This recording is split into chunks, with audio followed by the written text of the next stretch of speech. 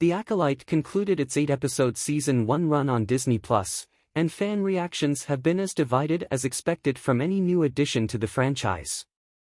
The final episode answered many questions but also left plenty of teases for a potential second season, including a tease of the villainous Darth Plagueis. One element that certainly had fans talking was the dynamic between the villain Kimmer, Manny Jacinto, and Osha, Amandla Stenberg, with the two holding hands in the episode's final moments getting a lot of attention online. It appears the two holding hands was a last-minute addition to a potentially more romantic ending. Speaking with Vulture, Manny Jacinto revealed that Kimmer and Osha were originally supposed to kiss, confirming many fans' theories of sensual romantic undertones. While the scene was shot, it was changed in the end as it felt inappropriate following Kimmer killing Osha's friends and former master.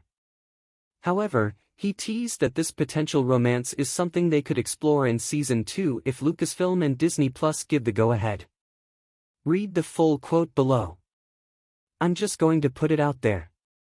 There was a version that we filmed where Osha and the stranger actually kiss, but we felt that it may have not been too earned at that moment. I think it was just too early on.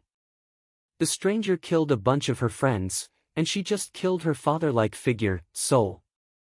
For them to have this sensual moment just didn't feel like it was appropriate. It's just on the cutting room floor. But I suggested, maybe not the kiss, but how about a handhold? Some sort of wanting to console, some sort of physicality that expresses that he cares for her and feels for her and that they're in this together now.